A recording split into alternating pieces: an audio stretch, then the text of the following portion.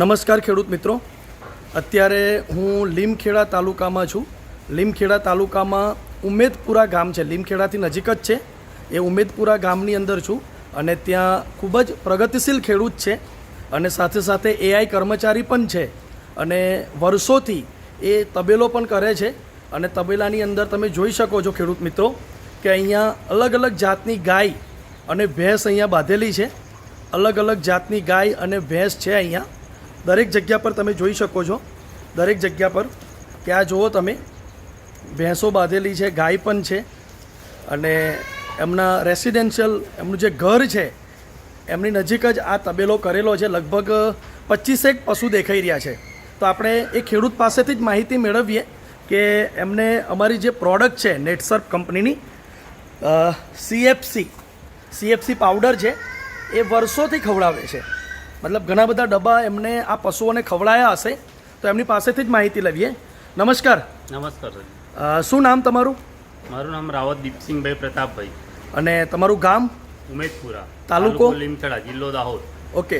દીપસિંહભાઈ, તમે આ તબેલો કર્યો છે એ કેટલા સમયથી તમે તબેલો કરો છો? અમે 8 થી 10 વર્ષથી કરેલો. 8 થી 10 વર્ષ થઈ ગયા. અને આજે પશુ કેટલા છે તબેલામાં? 20 થી 25 પશુ. 20 થી 25 ખેડૂત મિત્રો પશુ છે. મેં તમને અત્યારે બતાવ્યા. અને દીપસિંહભાઈ, તમે આ અમારો જે સીએફસી પાવડર છે, આ સીએફસી પાવડર છે અહીંયા નેટસર્પ કંપનીનો સીએફસી પાવડર, અને અહીંયા ઘણા બધા ખાલી ડબ્બા પણ છે. આ ખાલી ડબ્બા છે અને આ ભરેલા પણ ડબ્બા છે અહીંયા. તો દીપસિંહભાઈ, તમે આ સીએફસી પાવડર જે છે, તમારા હાથમાં જે પાવડર છે એ કેટલા સમયથી ખવડાવો છો પશુઓને? બહુ લાંબા સમયથી ખવડાવીએ, 4-5 વર્ષ. હા, 5 વર્ષથી તમે સીએફસી પાવડર ખવડાવો છો. તો સીએફસી પાવડર ખવડાવવાથી પશુઓમાં શું ફાયદો થાય છે એ જરા વિસ્તારથી અમારા બીજા ખેડૂત મિત્રોને બતાવો ને. સીએફસી પાવડર ખાવાથી પશુની પાચન શક્તિ સુધરી જાય છે. બરાબર. પાચન શક્તિ સુધરી જવાથી પશુના દૂધમાં વધારો થાય છે, એને એસએનએફમાં વધારો થાય છે અને ફેટમાં વધારો થાય છે. ઓકે, પાચન શક્તિ સારી થાય છે, એના કારણે આ બધો ફાયદો થાય છે. તો દૂધની અંદર વધારો થાય એવું તમે કીધું, તો કેટલું દૂધ વધે છે?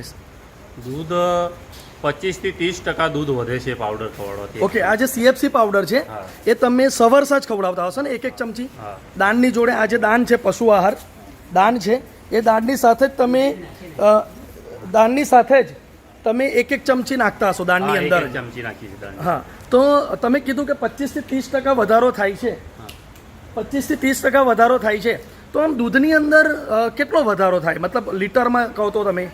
જો 4 લીટર આપણી ભેંસ કે ગાયનું દૂધ આવતું હોય, બરાબર, તો 5 થી 5.5 લીટર દૂધ થઈ જાય. મતલબ કે 4 લીટર કોઈ પશુ દૂધ આપે છે તો 5 થી 5.5 લીટર એક ટાઈમનું દૂધ. મતલબ કે એક ટાઈમે 1 થી 1.5 લીટર દૂધનો વધારો થાય છે. 1 થી 1.5 લીટર દૂધનો વધારો થાય છે. મતલબ દિવસમાં 2 વખત દૂધ પશુ કાઢવા દે તો એક દિવસનો 2 થી 3 લીટર દૂધનો વધારો થાય આ સીએફસી પાવડર ખવડાવવાથી. બીજો ફેટની અંદર કોઈ વધારો થાય છે ખરો દીપસિંહભાઈ? હા સાહેબજી, જો કદાચ આપણે 6 ફેટનું દૂધ હોય તો 7 થી 7.5 ફેટનું દૂધ થઈ જાય. 6 ફેટ એટલે 60 ફેટ એવું કહે છે બધા. તો 60 ફેટ આવતા હોય તો કેટલા ફેટ આવે? 7 થી 7.5 ફેટ. મતલબ કે 1 થી 1.5 પોઈન્ટ 10 થી 15 ફેટ વધી જાય છે. તો ફેટ વધે તો શું ફાયદો થાય દીપસિંહભાઈ? ફેટ વધવાથી આપણા જે દૂધ છે, જે ઇન્કમ પૈસા આવે છે એમાં આપણો વધારો થઈ જાય છે. બરાબર છે. ધારો કે 50 રૂપિયા લીટર દૂધ પડતું હોય તો આપણને 60 રૂપિયા લીટર દૂધ થઈ જાય. બરાબર છે. તો દીપસિંહભાઈ, તમે કીધું કે સીએફસી પાવડર ખવડાવવાથી પશુની પાચન શક્તિ સારી થાય છે, દૂધની અંદર વધારો થાય છે, ફેટની અંદર વધારો થાય છે. પછી પશુની તંદુરસ્તીની અંદર કેવું રહે છે? બહુ જોરદાર એમની પશુની તંદુરસ્તી તમે બી જોઈ રહ્યા છો કે એકદમ ગાયો ભેંસોની આમ તેજસ્વીતા આમ બરાબર છે, સારી છે સાહેબ. ખેડૂત મિત્રો, દીપસિંહભાઈ અહીંયા કહે છે તો આ જુઓ તમે, પશુના ચામડીની ચમક તમે જોઈ શકો છો. એકદમ ચમકદાર એની સ્કિન દેખાય છે, એકદમ ચમકદાર સ્કિન દેખાય છે. દરેક પશુની સ્કિન ચમકદાર દેખાય છે. અને આ જે આવો ફાયદો જે થયેલો છે એ ફાયદો થયેલો છે અમારા નેટસર્પ કંપનીના સીએફસી પાવડરથી. આ સીએફસી પાવડરથી આ રીતનો ફાયદો થયેલો છે. દરેક પશુ તમે જોઈ શકો છો એકદમ તંદુરસ્ત પશુ છે અને હેલ્ધી પશુ છે, એકદમ હેલ્ધી પશુ છે. તો આ છે ફાયદો સીએફસી પાવડરનો. તો તમે પણ જો સીએફસી પાવડર ખવડાવશો તો તમને પણ તમારા પશુને પણ આ ટાઈપનો ફાયદો થશે. દીપસિંહભાઈ, બીજા ખેડૂત મિત્રો જે પશુપાલન કરતા હોય કે તબેલો કરતા હોય તો એમને તમારે શું સલાહ છે?